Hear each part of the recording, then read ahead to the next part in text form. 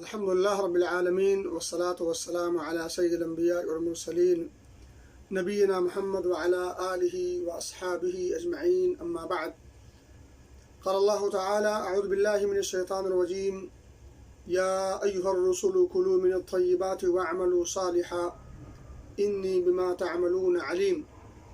معزز سامعین و ناظرین، یہ سورہ مومنون کی آیت نمبر 51 ہے۔ اس آیت کریمہ کا ترجمہ میں آپ کے سامنے رکھتا ہوں۔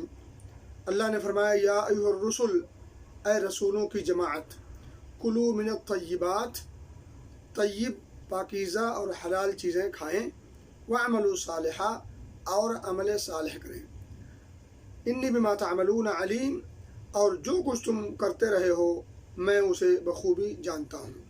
یہ ہے سرسری طور پر آیت کریمہ کا ترجمہ۔ اس آیت کریمہ میں تھوڑا سا ہم غور و فکر کرتے ہیں۔ آئیے تھوڑا سا تدبر سے کام لیتے ہیں۔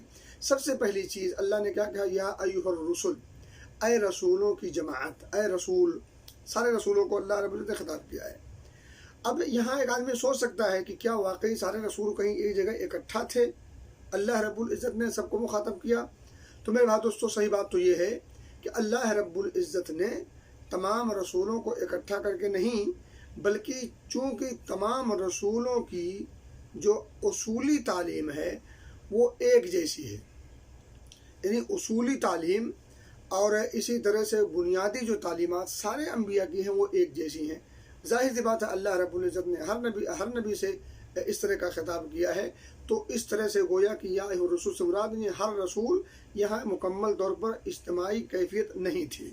دوسری بات میرے بھائیوں اور دوستوں، اللہ رب العزت نے یہاں رسولوں کی ٹولیوں سے خطاب کر کے ایسا نہیں ہے کہ یہ خطاب صرف رسولوں ہی سے ہے، بلکہ ان کے توسط سے ان کے دور کے تمام امتیوں پر بھی یہ بات پھٹ آتی ہے۔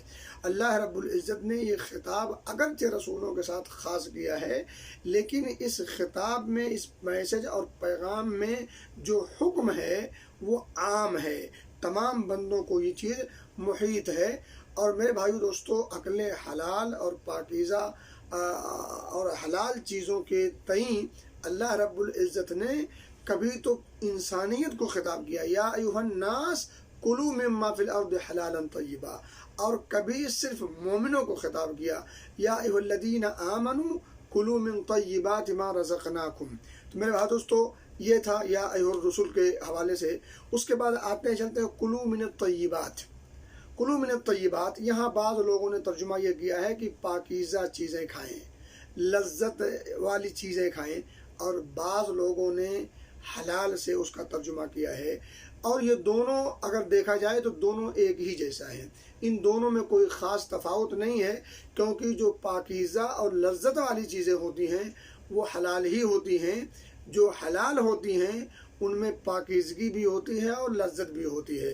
تو پاکیزہ اور حلال، پاکیزہ ترجمہ اور لذت والی چیزیں ترجمہ کریں تب بھی معنی وہی بنتا ہے، اور اگر حلال کا سے ترجمہ کریں تب بھی وہی معنی بنتا ہے۔ البتہ آپ دیکھیں، وہیں جانتے چلیں، جو خبائث ہیں، جو خبیث چیزیں ہیں، اللہ رب العزت نے مکمل طور پر اسے حرام ٹھہرایا ہے، اور اس میں نہ تو پاکیزگی ہوتی ہے نہ اس میں لذت ہوتی ہے۔ البتہ یاد رکھیں، کچھ لوگ جو خبائث پسند ہوتے ہیں، جن کے جو خبیث چیزوں کے عادی ہو چکے ہوتے ہیں، ان کو ان میں لذت ملتی ہے، ان کی نگاہوں میں وہ چیز اچھی دکھتی ہے۔ تو اگر کسی کی فطرت بگڑ جائے، کسی کا ذوق بگڑ جائے، اور اس کے بگڑنے کی وجہ سے اگر اس کو اس بری چیز میں، خبیث چیز میں لذت محسوس ہو، تو اسے نہ لذیذ کہیں گے نہ اسے پاکیزہ کہیں گے۔ جن چیزوں میں فطری طور پر، نیچرل طور پر خباثت ہے وہ خبیث ہے، اگرچہ کسی کو اچھی لگے، کسی کو اس میں لذت محسوس ہو۔ تو میرے بھائیوں اور دوستوں، اسی طرح سے آپ دیکھیں آگے اللہ نے فرمایا ہے وَعَمَلُوا صَالِحًا، عمل صالح کیجیے۔ اب یہاں عمل صالح کا حکم ہے، پاکیزہ اور حلال رزق کو مقدم کیا ہے عمل صالح پر، اس پہ گفتگو بعد میں کریں گے۔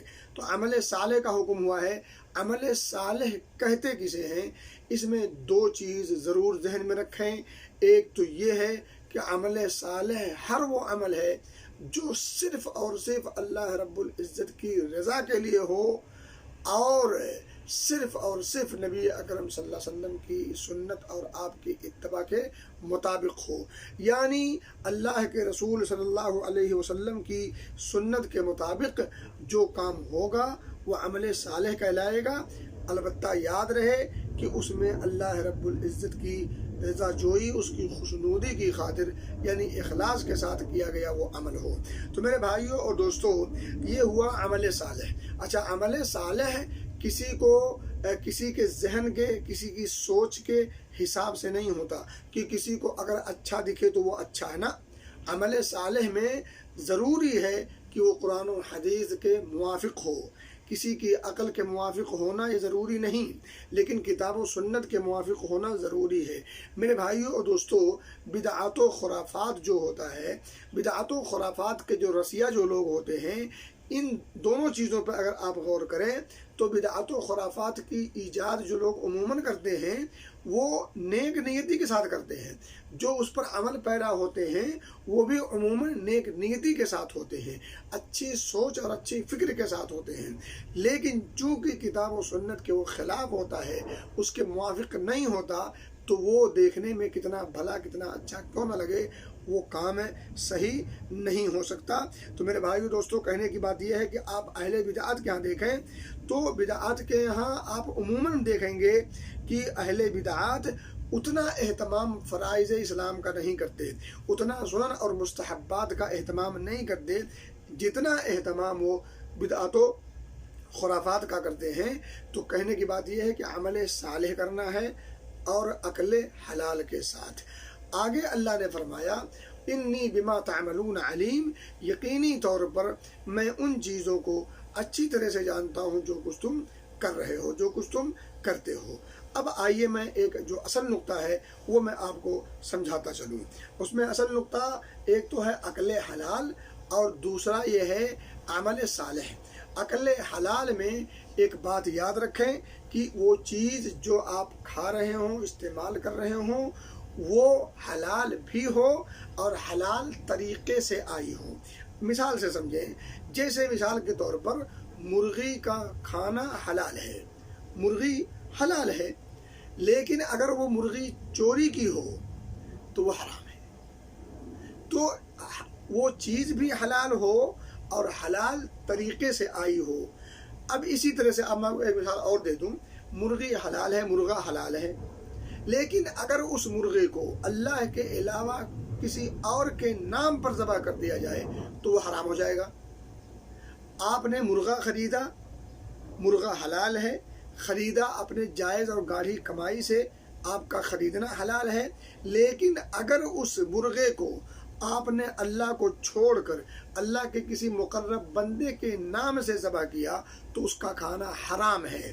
البتہ ایک بات اور بتا دوں آپ کو، بعض لوگ یہ سمجھتے ہیں کہ ذبح کرتے وقت ہم نے بسم اللہ تو پڑھا ہے، اگرچہ ہم نے کسی معزز اور کسی جو ہے محترم ہستی یا اللہ کے کسی محبوب اور ولی کے نام سے اگرچہ خریدا ہے، لیکن ذبح تو اللہ کے نام سے کیا ہے، تو خریدا ہے رزق حلال سے، رزق حلال سے یعنی حلال کمائی سے، اور جو چیز خریدی گئی ہے وہ بھی حلال ہے اور ذبح بھی کیا ہے اللہ کے نام سے، میرے بھائیو دوستو، تب بھی یہ حرام ہے۔ کیوں؟ کیونکہ خریدنے والے کی نیت کیا تھی؟ اللہ کے اس بندے کی رضا جوئی کی خاطر، اس کی خوشنودی کی خاطر، اس کے نام کی نیاز کی خاطر، اس کے نام کی نظر کرتے ہوئے آپ نے خریدا ہے۔ اگرچہ آپ نے بسم اللہ کہہ کے اس کو ذبح کیا، وہ حرام ہوگا۔ کیوں؟ میں آپ کو بتاؤں کہ آپ مرغا کسی کا چوری کر لیں اور چوری کر کے بسم اللہ پڑھ کر کے ذبح کریں تو کیا وہ حلال ہو جائے گا؟ نہیں حلال ہوگا۔ تو یاد رکھیں، اللہ رب العزت کے نام کے علاوہ کسی اور کے نام کی سوچ کے ساتھ اگرچہ بسم اللہ کر کے پڑھا جائے تو وہ حرام ہوگا، اس کا نہ کھانا حلال اور نہ اس کا کھلانا حلال، اس کا کھانا بھی حرام، اس کا کھلانا بھی حرام، یہ مکمل طور پر عمل حرام ہے۔ میرے بھائیوں اور دوستوں، اور بہت ساری باتیں ہیں۔ دوسری بات آپ یاد رکھیں کہ حلال رزق کی تلاش کرنے کا یہاں اشارہ ہو رہا ہے، حکم ہو رہا ہے۔ حلال رزق تلاش کریں. آپ روکھی سوکھی کھائیں لیکن حلال کھائیں. آپ جو بھی کمائیں حلال کمائیں.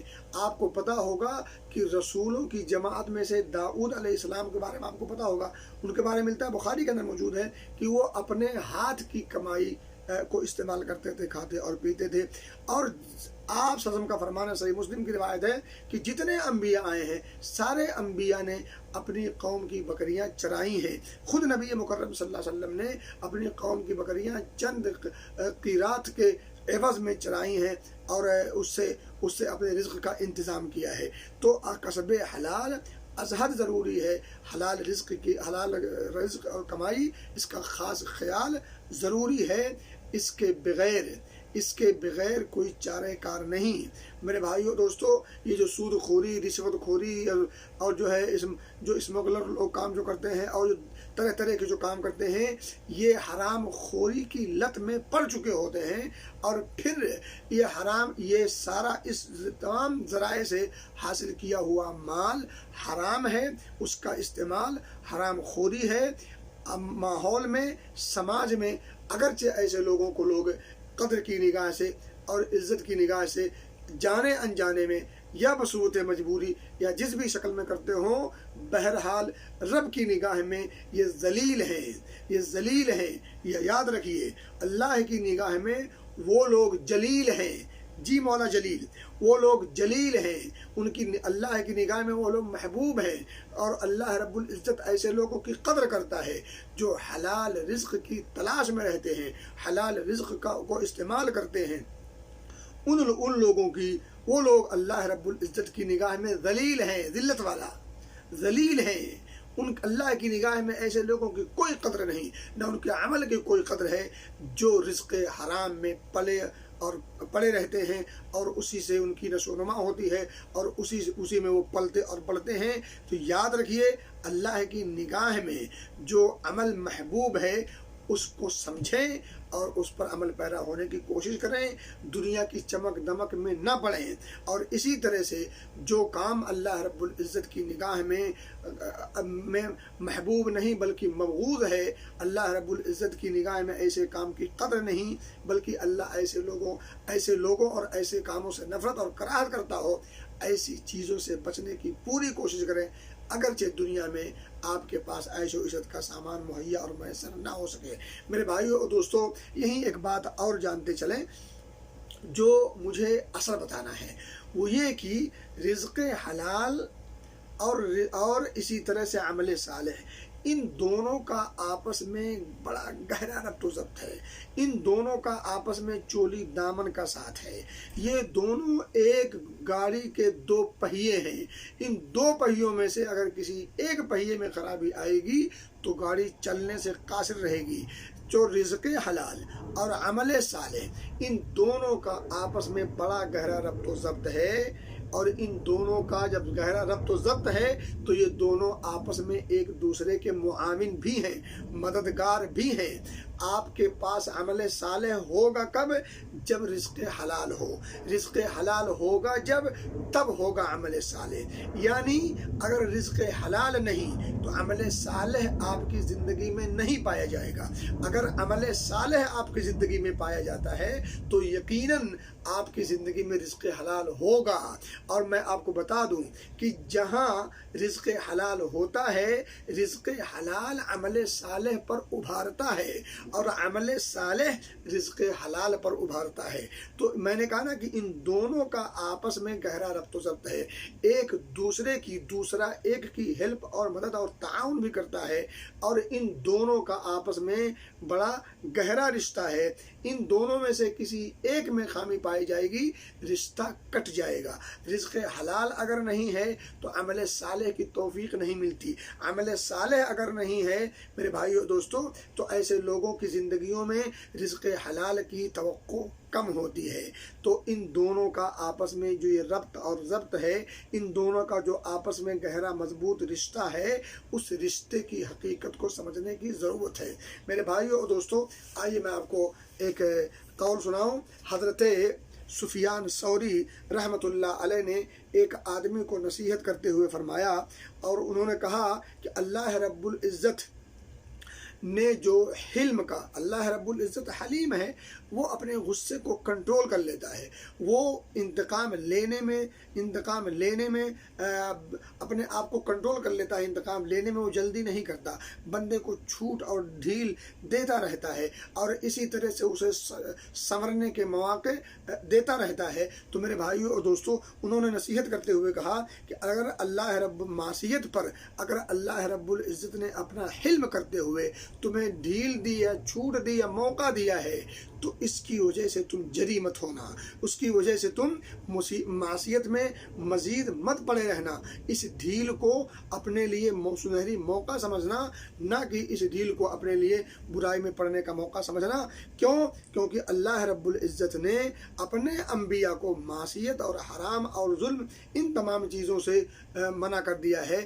اللہ رب العزت ان لوگوں سے اگر اس چیز کو پسند نہیں کر سکتا، حالانکہ ان لوگوں سے یہ ہوگا نہیں، کیونکہ یہ معصوم ہے، اللہ نے انہیں معصوم بنایا ہے، لیکن اللہ نے انہیں روکا ہے ان چیزوں سے۔ اس کا مطلب یہ ہوا کہ ان معصوم صفت لوگوں سے بھی اگر یہ کام ہو تو اللہ کو پسند نہیں، تو ہما اور شما سے اللہ رب العزت اس برے کام کو پسند کیسے کر سکتا ہے؟ آگے وہ فرماتے ہیں کہ اللہ نے فرمایا یا ایھا الرسل کلوا من الطیبات واعملوا صالحا، کہ مومنوں کہ رسولو تم پاکیزہ اور حلال رزق کھاؤ اور عمل صالح کرو۔ تو ظاہر سی بات ہے جب آدمی رزق حلال کا استعمال نہیں کرے گا یا رزق حلال کی طلب اور جستجو اس کے اندر نہیں ہوگی تو ظلم میں ضرور پڑے گا، معصیت میں ضرور پڑے گا اور رزق حرام بھی ہو جائے گا، اور اسی طرح سے جب عمل صالح نہیں کر پائے گا تو ظاہر سی بات ہے یہ بھی معصیت ہوگی۔ عمل صالح کا نہ کرنا یہ معصیت کی دلیل ہے۔ تو وہ کہتے ہیں کہ فإن اللہ لم يرض لأنبیائہ المعصیہ والحرام والظلم، کیونکہ اللہ رب العزت نے ان لوگوں سے ان کاموں کو رضامندی کا اظہار نہیں کیا ہے بلکہ عدم رضامندی کا اظہار کیا ہے۔ ثم قال للمؤمنین، پھر اللہ رب العزت نے مومنوں سے بھی تو یہی کہا ہے کہ یا ایھا الذین آمنوا انفقوا من طیبات ما کسبتم، کہ اے مومنوں تم وہی اپنے خرچ کرو طیبات میں سے جو کچھ تم نے حاصل کیا ہے، یعنی حلال چیزیں جو تم نے حاصل کی ہیں، کمائی ہیں کوشش کر کے اللہ کے توفیق سے، انہی چیزوں کو تم اللہ کے راستوں میں خرچ کرو۔ اور پھر اللہ رب العزت نے مجموعی طور پر تمام لوگوں کو خطاب کرتے ہوئے کیا فرمایا؟ یا ایھا الناس کلوا مما فی الارض حلالا طیبا، کہ اے لوگو تم زمین کے اندر جو چیزیں موجود ہیں ان میں سے حلال اور طیب چیزوں کو کھاؤ اور استعمال کرو۔ وَلَا تَتَّبِعُوا خُطُوَاتِ الشَّيْطَان، اور شیطان کی اتباع اور پرستی سے بچو، إِنَّهُ لَكُمْ عَدُوٌّ مُبِينٌ، کیونکہ وہ تمہارا کھلا ہوا دشمن ہے۔ تو میرے بھائیو اور دوستو، آخری بات جو ہو چکی ہے لیکن بطور تنبیہ، بطور یاد دہانی کے، کہ عقل حلال اور طیب اور پاکیزہ چیز یہ بندے کو ابھارتی ہے، بندے کی مدد کرتی ہے، اس کا سپورٹ اور تعاون کرتی ہے عمل صالح کرنے پر۔ جس طرح سے حرام مال اور حرام چیز اور حرام فعل اور حرام افعال و اعمال ایک انسان کو مشتبہات میں اور اسی طرح سے برے کاموں میں ملوث کر دیتے ہیں، اس کی طرف رہنمائی کرتے ہیں، اور اسی طرح سے اچھی رزق اور رزق حلال انسان کو اچھے کاموں پر ابھارتے ہیں۔ اللہ سے دعا ہے کہ اللہ ہمیں قرآن کریم کو پڑھنے کی توفیق دے، اس کو سمجھنے کی توفیق دے، تدبر اور غور و فکر سے کام لینے کی توفیق کے ساتھ اس پر عمل پیرا ہونے کی توفیق دے، آمین۔ وآخر دعوانا ان الحمد للہ رب العالمین۔ السلام علیکم ورحمۃ اللہ وبرکاتہ۔